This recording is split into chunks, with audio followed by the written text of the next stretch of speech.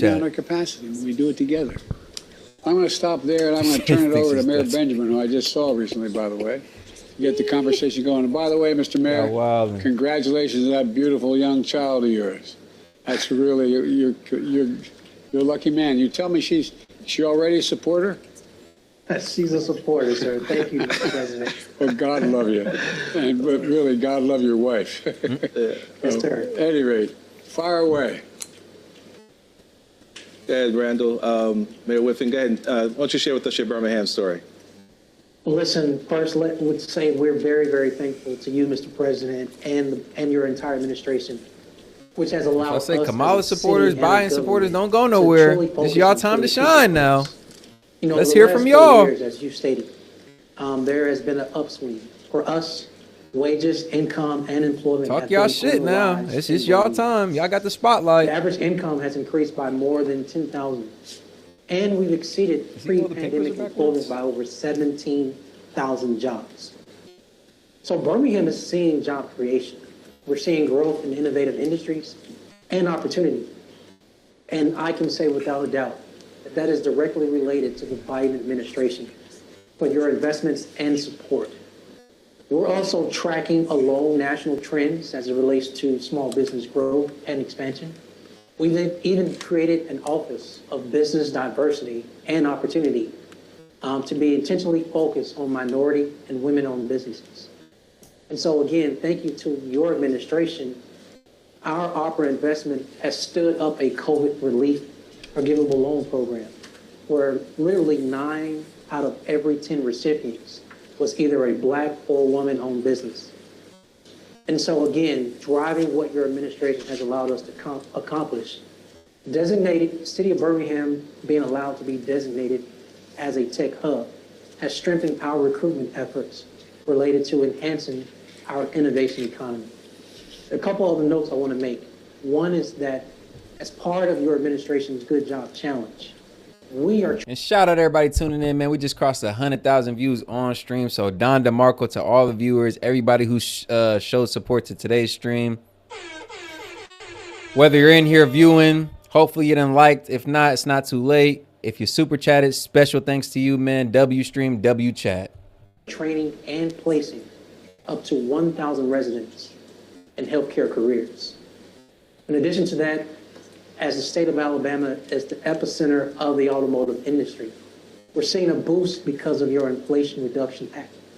And because of those same investments in electric and batteries. In 2023, Alabama became the #1 exporter of motor vehicles in the U.S., which we shipped more than $11 billion in automobiles. What? These investments, Mr. President, helped us train workers right here in the city limits of Birmingham for more advanced manufacturing jobs. So it doesn't matter through small businesses, clean energy, advanced manufacturing, and healthcare. Our residents see more and more that they don't have to leave their hometown, their city limits, to get a good job because they can get one right here. And for us, in closing, that really means that the people of Birmingham are excited for a brighter future, excited to see themselves in it, their families, and for us, a great city. So we truly thank you. Well, Mayor, tell me, up in North Birmingham, which is, I think, primarily a minority community, what are you doing up there to revitalize things? So North Birmingham, first of all, it's kind of personal to me. I actually spent my first 11 years of life living in North Birmingham and went to North Birmingham Elementary. But this area has been historically disadvantaged. It is 100% minority Black. Yeah. We're talking about low employment as well as few resources for its residents. And so we were so excited Appreciate all the support in the chat, $20 man. million grant Shout out the mods. as part of the distressed area recompete pilot program for this area. And so in this North Birmingham footprint, it is going to allow us to catalyze economic growth. We call it Reinvest Birmingham. This initiative, a little bit more detail, will allow us to rebuild something that's so important to all communities, our North Birmingham Library. And at this actual place, Still running the affords country, us to create opportunity for learning for the next and 60 careers as well as seeing a new workforce training site connected to this library for investments in entrepreneurship. And my favorite part, because it's part of the national conversation, is a child care facility. Look, so that's it, Mr. President. It's a game changer for us. Well, I'll tell you what, I can see Frederick Douglass' book behind you. He's proud of you right now, in your library. Well, look, Yes, boss. Sure. So thank you so much, Mayor Whitfin, for your leadership. Now I have a chance to call on Ms. Jackie Trapp from Muskego, Wisconsin, to share her story with the president. Thank you, Mr. Mayor and Mr. President. I'm Jackie Trapp, a former social studies teacher turned family caregiver. And in 2015, I was diagnosed with an incurable cancer, multiple myeloma. Both the cancer and the chemotherapy caused blood clots, heart attacks, and strokes. So I'll likely be on the critical blood thinner Xarelto for the rest of my life. The new negotiated price of Xarelto, because of the Inflation Reduction Act, is a tremendous win for countless patients like me who rely on this previously cost-prohibitive medication to live. Prior to the Inflation Reduction Act, my out-of-pocket drug costs ranged from $15,000 to over $21,000 a year, every year for 9 years. My energy to fight my cancer was diverted to finding ways to fund my prescriptions. It became my latest occupation, really. Excuse me. Oh God. But on New What Year's an old Day, man cough. when everybody was Somebody ringing check in the on New that, Year, man. I actually celebrated my first Cough fill the of lung up. prescriptions, knowing that the $3,300 I paid was going to be my total for the year. In 2025, that cap drops to $2,000, and I won't have to come up with tens of thousands of dollars every year anymore for my medication. Before Damn. the Inflation Reduction Why they Act, show my the husband picture and of her I in the used our hospital bed? savings. I know she got I a more navigated positive, grants, perky took out photo. home loans, They we had to sold show her at her vehicles, worst. and we sold furnishings Come on. and cut out all but the essentials just to meet my co-pays. Ordinary things like dinner out, catching a movie, or exchanging Appreciate everybody in gifts the had chat, pretty much man. Like the ceased. video on your way out or And on I your way thought in. Double tap no that one screen. would ever take on Big Pharma as they held patients like me hostage with monopolies over Yeah. my essential Yeah, drugs. Vladstein, I see you. So I cannot Yeah. overstate my gratitude for this Does law, kinda seem like it. especially to you, President Biden. Thank you so much for looking out for patients like me. I have one important question. What's your dog's name? My dog is Jake. Jake. Well, I tell Jake you the what. dog. Look, I want people to understand that I've been having this run-in with Big Pharma for a long time. We finally Oh, beat boy. them. And the Xarelto we're taking used to cost $517. It's now $197 for people on Yes, Medicare. sir. Appreciate everybody in the And chat, the man. idea that you were paying as much, the Inflation Reduction Shout Act, out New Orleans. $2,000 out of pocket New annual cap Orleans. for Medicare prescription drugs. And it's got to be a life changer. The mental impact of having to figure, if I don't take these drugs, my life is literally at stake, Yeah. and having to figure out how in God's name can we get the money to do it. I'm so proud of you. Presumptuous of me to say that. I've never met you personally, but I really am. I'm proud as hell of you. You're just a real fighter, and you look great. I hope you feel as good as you look. You look good. Well, I You am look good. so grateful. I can't even overstate that. Really. Thank you. This opportunity to thank you means quite a bit to me. Well, all of you got to come to the White. I'm We not got going to to cover be in the White both House much sides longer. here. You got to come and see Gotta be me. fair, I want to see you all. impartial. Well, Mr. Mayor? We'll figure that out, boss. We'll figure that out. Thank you so much for your courage, Ms. Trapp, and keep on fighting. Now I have the honor of calling on Chairwoman Amelia Flores to share her story. Madam Chair? Kuchkamadu, Mr. President. It's an honor to be here with you today. All My right. name is Amelia Flores, and I'm the chairwoman of the Colorado River Indian Tribes. Appreciate everybody tuning in, man. We still got over 700 of y'all in here, almost 8 actually. So do me a favor, double tap the screen, like the video. We got over 200. Let's get to 3, man. Let's get this video to 300 likes. 300 likes. I want to see everybody double tapping that screen, as well as we're around the corner from 9,000 subscribers. So go ahead to hit the channel, hit the subscribe button, man. Join in on the journey with us. 10K, we right around the corner. We should be able to hit 9 on stream though. Do the channel a favor, man. Help us out. 9,000 subscribers, man. We gotta go. So hit the subscribe button, leave the post notifications on. We're live daily. Don't miss out. Known as CRIT, and I'm very proud to be the first woman elected to lead our tribe. We broke the glass ceiling on December 5th, 2020. And I've seen firsthand how poor infrastructure, be it water, schools, broadband, our roads, has impacted my tribe. For an example, during my first few months on the job, our tribal utility director came to me with some bad news. We needed a new well, and I knew our tribal budget was already taxed to the breaking point.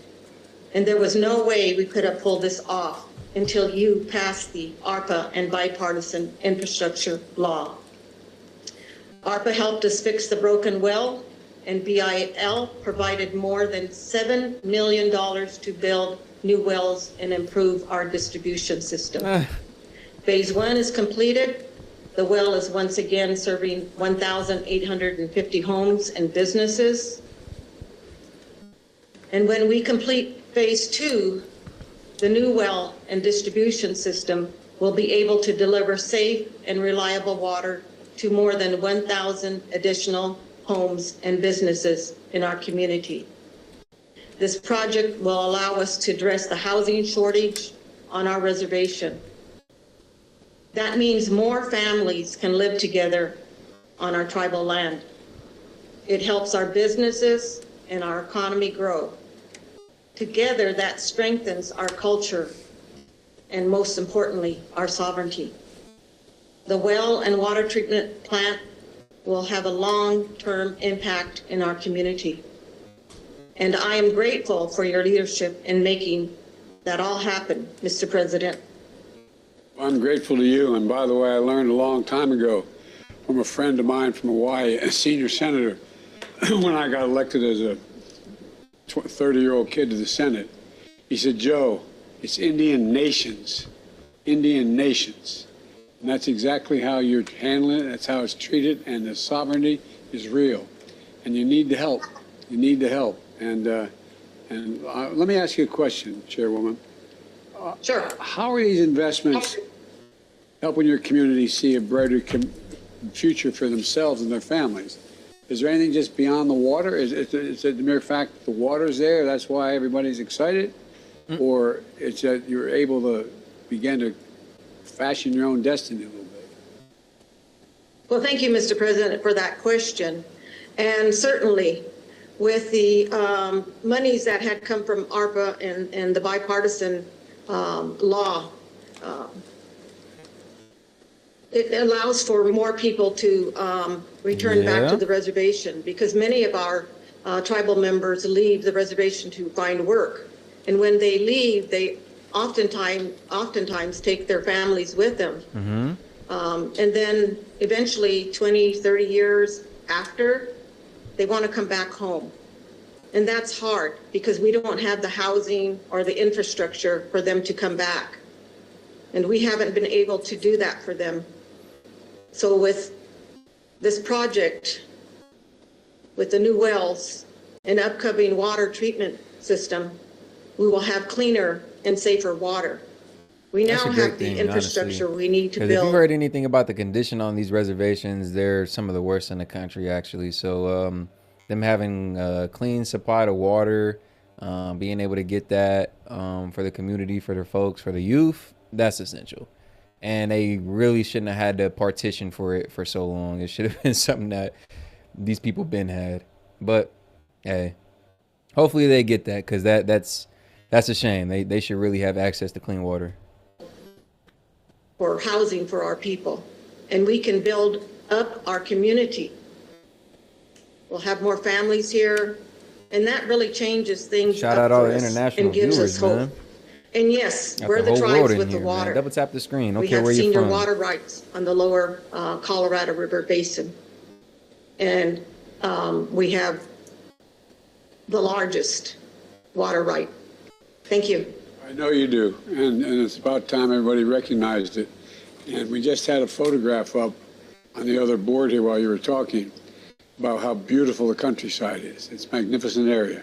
So thank you, and you're doing a great job. Thank you very much. Thank you. Thank you, and God bless you. Thank you.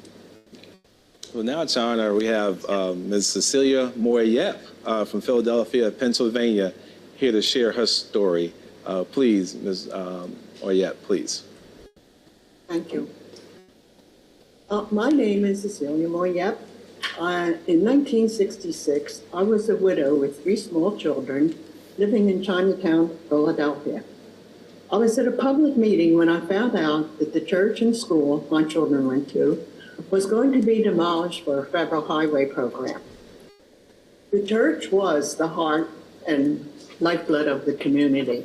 So that's exactly what they do. They let the problems build. They'll damn near ignore the problem for 3.5 years, and then the last 3 to 6 months before the election, they want to address everything right before the hands of power is about to change. It's actually kind of smart, actually kind of strategic. But who loses in that situation? Guess. And it's not them, it's us. He said, I ain't gonna say it, but yeah, it's us. We lose in that situation every time. They create all these situations, all these problems that don't affect them, don't affect the people at the top, but they definitely affect us on a day-to-day basis. Prices at the pump, prices at the grocery store, excuse me. This is things that they could care little to nothing about. It doesn't affect them in the slightest. But us, yeah, we're going to notice the price going up $5, $10, $15, $20. That's going to affect us a lot. They'll let that build up. It's not an issue, not a problem. Yeah, right until right before the election. Then it's at the top of their list. It's at the forefront of their minds. Like, hold on, we've been dealing with this for the past year or two. Now y'all care? That's how they get us. Against the That's how they get us. We organized, we picketed, we protested, but we did have some success because we were successful in protecting the school and the church from being demolished. Oh man, I got a funny video right after this. Kamala, we got you. We got you on camera doing some funny business. Got a funny video right after this. Stay tuned. My neighbors and I like the video. Forced out of our houses because of other transportation projects. The Vine Street Expressway created a physical divide that made Chinatown less safe. It made our air quality worse. The construction displaced so many people. And shout out Vlad Steen, man, another $5 super chat support. We appreciate you, Vlad Steen, one of the mods here, one of the longtime supporters. We appreciate you, bro. So what will Democrats' next pandemic be? Monkeypox, Ebola, Corona 2.0, rabies? Oh, man, good question. Good question. Because we all know the whole CV-19, it was really a test. How far can they take it? How well we comply? And I'd say that we failed. The test was a success for them and a failure for us. So best believe they coming around with something. I've been seeing a little monkeypox looming in the background. I'm not quite sure what it'll be, bro. I can't really name, and kind of scared to speculate. Honestly, it might be something worse than what they've even showed us. But all I can say is, man, get your money up. Get your health up for sure. Money, health, and wellness should be a priority for everybody, because that's the only three things that you can truly control. And when I specifically, the point about money is they ain't gonna give you no money. They ain't gonna give you $1 million.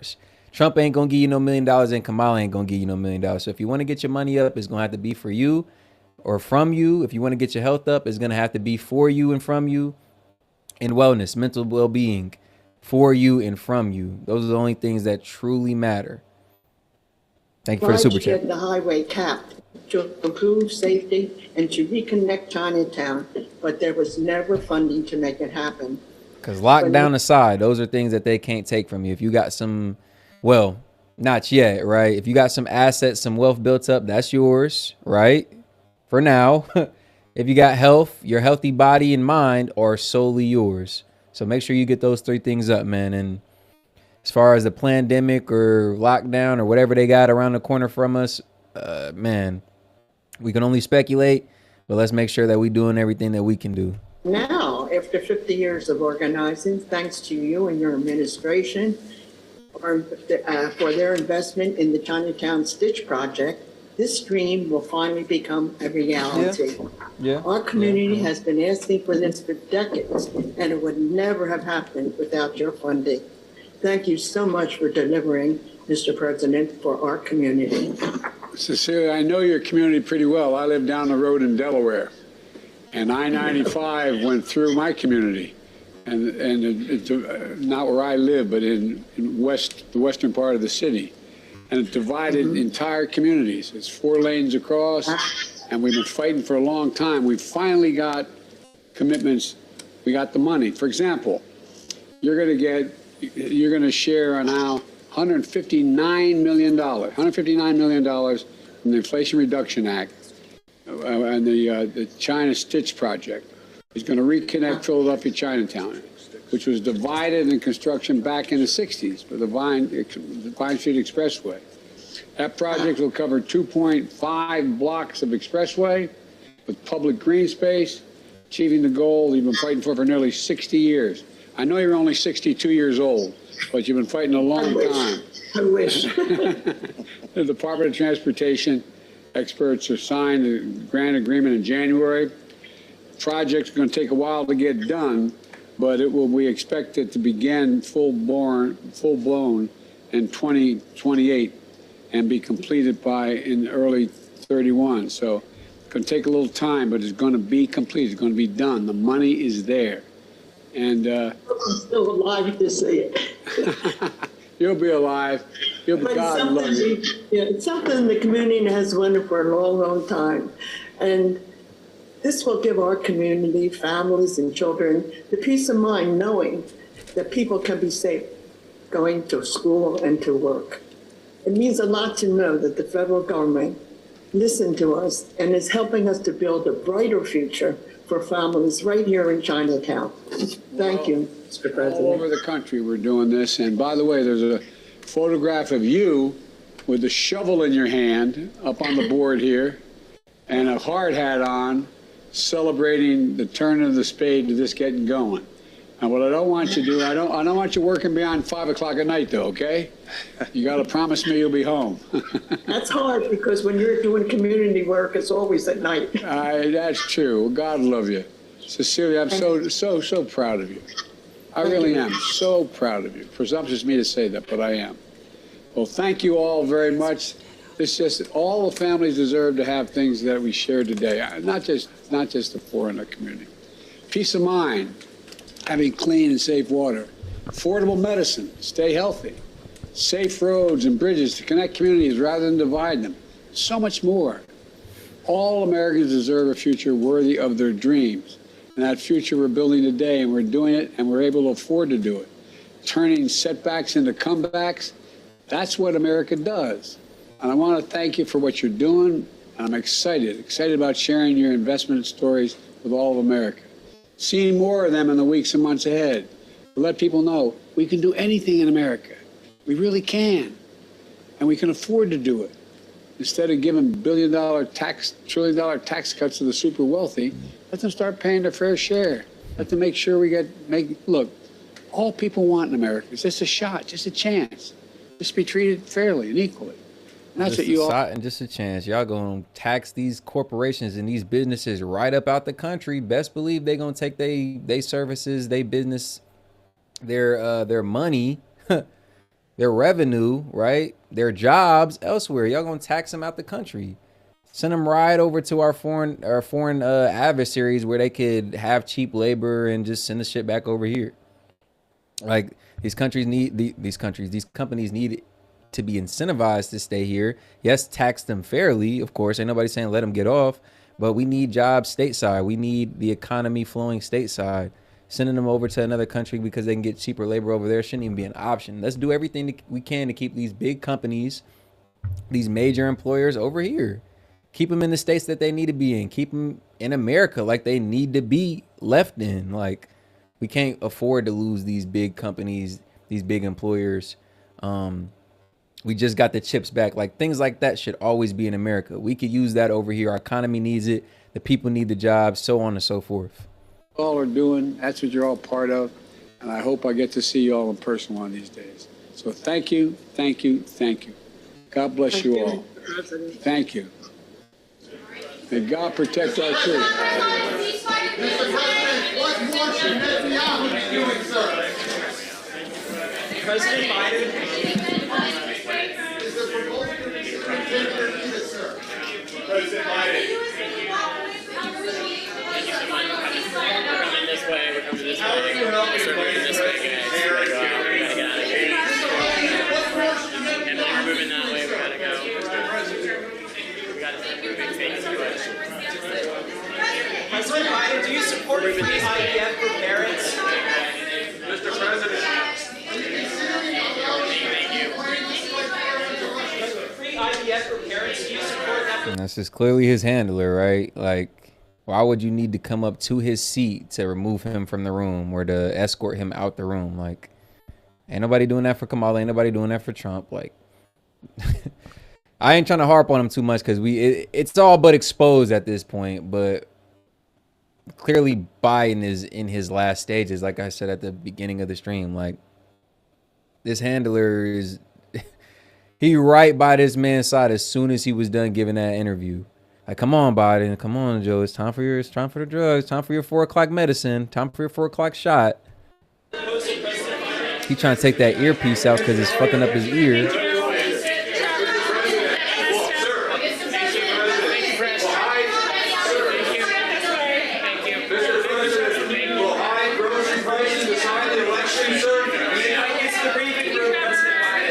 Yeah, that damn earpiece going off.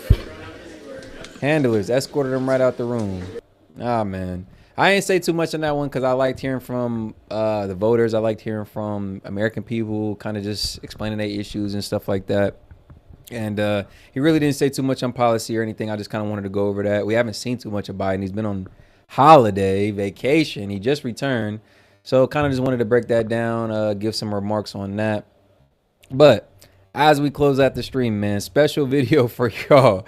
Because I don't know if y'all noticed this while Kamala was speaking yesterday. Because she had a rally in Detroit and then she had a rally. Damn it, I forget where the second rally was at. But in the Detroit rally, she knew she was around some of us. She threw on that black scent. When she was in the other rally, she peeped the crowd, looked around, and said, ain't no black scent here. Let me put on my, let me code switch. Let me put on my proper voice. Hilarious, because Fox News even picked it up. We're going to cover that real quick for y'all. I don't know if y'all noticed it or not, but here it is right here. Good morning, Carly. The tent protests in May, we saw Columbia students even take over a whole building on campus, Hamilton Hall. So now the new interim president of Columbia... Yeah, he can't hide that he's old no more. 2 weeks ago, they were saying everything's fine and dandy. They lied in our face and said, like, nah, he's good. He himself said, I'm not going anywhere. Yeah, you're right. Exposed because now there's no lies. We can't go around that. It's glaring now. Like, you're right.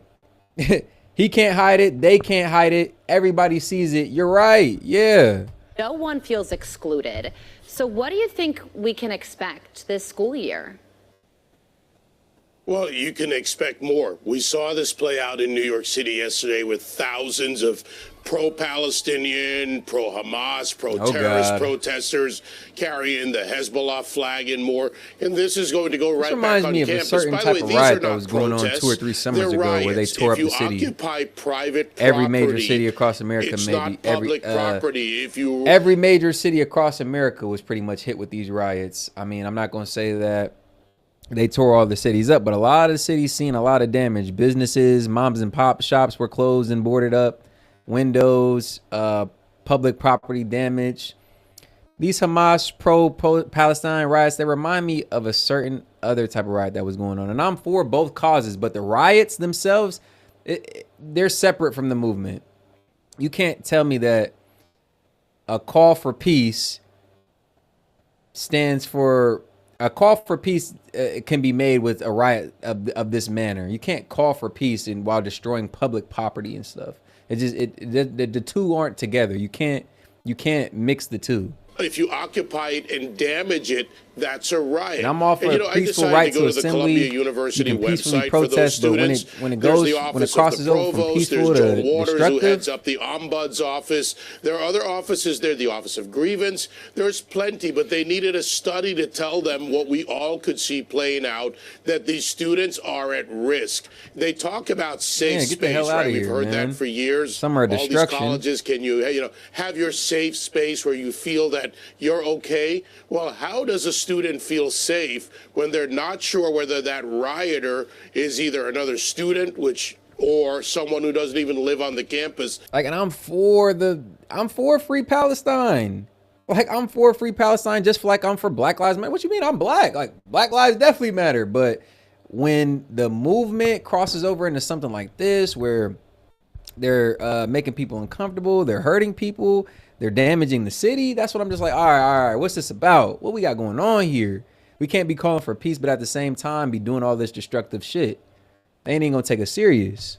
And how many people were arrested last year who didn't live on the campus or weren't part of the school? So this is going to be a very tenuous situation.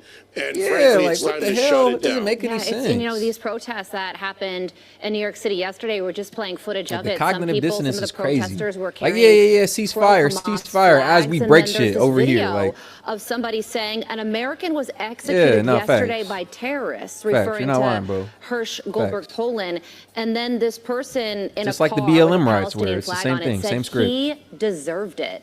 How can anybody even process somebody saying something like that? Well, the fact is we've let this go too far in this country. Yes, we have First Amendment enshrined in the Constitution, as it should be, to protect us from government. Really? We have the First Amendment principles, but you don't get to shout fire in a crowded theater. That is one of the barriers or boundaries around the First Amendment. Calling for genocide, going after people, attacking them because of a different point of view is not allowed. That is criminal activity. And this Biden-Harris administration proudly talks about their policy, their approach, and they negotiate with terrorists rather than work to get Americans back. Unfortunately, an American was murdered by those very terrorists who claim they want a ceasefire. Then why would they murder all of them right before they're rescued? This is a farce. We don't negotiate with terrorists as a country, as a government, and we as a people and as a culture in America should no longer negotiate with pro-terrorist supporters on our streets, because they're not protesters, they're rioters. This will spread. It will continue. It was even worse. Last thing called it the Summer of Love, hilarious. But it was even worse during those protests from a few summers ago for the BLM. To your point, like, yeah, it started by a small group, and then a lot of people just follow in. And it was so bad, like I said, it was magnified during that time because everybody was locked up in the house. Everybody was mandated to stay home, right? So everybody wanted to get outside and stretch their legs and do something. Now you give them a reason. Now you give them a motivating factor. You tell them that black lives and black voices are being suppressed, and the only way to combat that is to go out here and destroy some stuff. Man, it was crazy. I'm talking about every major city across America seen those BLM riots. Even some of the small mid-sized cities seen some Black Lives Matter riots that tore their city up. It was crazy. It's being funded. I remember Snapchat has a feature where you can look at the map and they have like heat waves, and you could tap on the heat wave to kind of see what's going on in any particular area in your city and a city or state across the country. Bro, if you looked at that map during that time, the Snapchat map was on fire, and you would just be clicking on these little pockets and everything was the same. Everything was going on everywhere at once. All the riots were literally taking place across all the cities in the country. Some major, some minor. Bro, that shit had America inflamed. In part by Iran and other organizations supported by groups like the Tides Foundation here in America. Enough. We have to say no to this. Yeah, the funding is coming from Iran, and it has gone way too far. So, David, we want to ask you about this clip of Kamala Harris from yesterday. She's making a speech in Detroit, and it's getting a lot of attention because some people are accusing her of using an accent we've never heard her use before. Listen to this. You better thank a union member. All right, this is what I was talking about, right? So I don't know if y'all picked up on this. Look at her, listen to her voice, right? She done threw on a black scent in Detroit. She knew who she was around. She read the room, right? It's that identity politics I be accusing Kamala of, because she's so guilty of it. She does it so smoothly, though. So smoothly. She was in Detroit with this black scent. Now see how she switches up when she steps out of the D. Her of using an accent we've never heard her use before. Listen to this. You better thank a union member. You better hang. For the 5-day work week.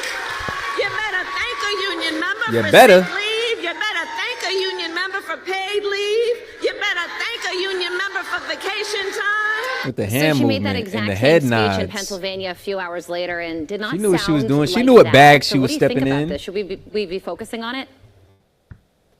Yeah, you know what? Focus on it to examine or to at least see the fakery. She was in Georgia a week ago, and suddenly the she had a Georgia facade, accent. She goes from one to the other. You know, I flew yesterday, Carly. As I crossed each state, heading from New York back to Florida, my accent changed. I'm telling you, I had the Carolina accent. Stop Minutes later, it. South Stop Carolina. it. Then I was over Hell Georgia. nah. I mean, come on. I was going all over the place. I turned redneck at one point. I think I got that one in there, too. But look, this points to the fakery and how dumb Kamala Harris and the Democrats hope that the American people are. It's an yeah, man. Anybody who's truly pay attention could just see that. And while it might not be the biggest deal, it just reeks of it just reeks of being disingenuous at the very least. And we just calls into question her character. If she's willing to do something like that to appease to voters in Detroit and then switch it up when she steps out of the city, it's just like, all right, come on, like, that's weird. Yes, minor, but like, what else are you hiding? What else will you do just to appease or fake to some voters? Like, it calls into question so many other things, and it's just weird. It's like I said, it's just disingenuous at the very least. Like, why? It's not necessary. It's pandering. It's disrespectful a little bit too. Like, she doesn't need to do it, but she continues to do it. insult to the people. If it ain't the black scent she puts on her MLK voice when she wants to sound prolific, or she'll just completely code switch and just go, you know, I guess a white voice, you know, articulate. Detroit, E's and to the R's. people of Michigan, to the union workers, and the workers versus the leadership is a big part of this, because the leadership, like Sean Fain, head of the UAW, they're fully up there, shouting their pro-terrorist support. They're doing it, Rashida Tlaib, with others, Ilhan Omar and others. The fact is, this is fakery. It's insulting to the American people. It's Hillary Clinton with hot sauce all over again. Yeah. I don't know, maybe Kamala had some collard Joe greens Biden, when he and said, if she you was don't busy vote for me, taking you're a not phone black. call It's about the her same accent. I don't thing. know. Well, one of the issues is the difference in tone. The other is that she's making the same speech over and over again, not quite yet comfortable going off script. David, thank you so much for joining us. Have a great day, great morning. Good to see you. It's the same exact I'm thing. Steve Ducey. I'm Brian Kilmeade. And I'm Ainsley Earhart. Nothing different. It's the same tactic we've seen the last few candidates apply, and it's pandering. Like, oh, you ain't black if you don't vote for me. Oh, I travel with a bottle of hot sauce in my purse. And if you look at Kamala's campaign from when she first started, the Quavo appearance, the Stallion appearance, it shows what they think of us, honestly. It shows what they think of us. Like, I covered it yesterday on Thomas Sowell. They're really trying to appeal to the redneck black. Not the well-to-do black, not the higher-earning black, the articulate black, the redneck black who stole their culture, who adapted the culture of the Southern white. Yeah, I know y'all might be like, what the hell is he talking about? Go check out that Thomas Sowell stream I did the other day. But it's just pandering, and it's just disrespectful, because black people really, not all black folk like hot sauce, obviously. Not all black folk like Meg Thee Stallion. Not all black folk like Quavo. What black folks do care about is economic prosperity. I can't name one black person that don't want some money in their pocket, but they going to get on here and do all this other shit that really doesn't matter just because they know it distracts us, and they know we'll be paying attention if they bring Meg Thee Stallion twerking in a pantsuit. But, hey, I digress. Y'all are still going to vote for her. Some of y'all won't. Hopefully more and more people are starting to wake up, or just critically question what they're showing us, or what they're doing for us on that side, or the lack of what they're doing for us on that side. So, as always, man, I appreciate everybody tuning in. Viewers from both sides. You can love Trump, you can hate him. You can love Kamala, you can hate her too. It doesn't matter. What's most important is we get in here, we had these streams, we had these conversations, this discourse. this debate, sometimes we ain't always got to agree. It's going to be like that. But what's most important is we able to hear each other out, see what the opposing side has to say. And hopefully that can enlighten us some and maybe share share and change perspective some.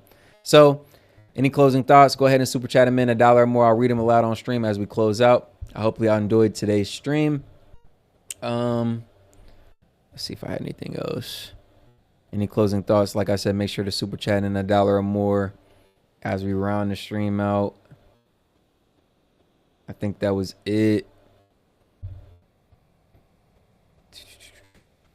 Yeah, I think that was it. So hopefully y'all like today's stream, man. Was definitely a good one. I had some fun in the chat with y'all. Y'all comments were crazy. But yeah, I'm headed on this one. Subscribe to the channel. Join in on the journey, man. Road to 10K. So hit that subscription button. Hit that like button on the way out. S.E.T Key Media, man. You had Key in here, your favorite big four-headed YouTuber, man. Y'all know the vibes. Appreciate everybody tuning in. I'm going to head out on this one. Peace.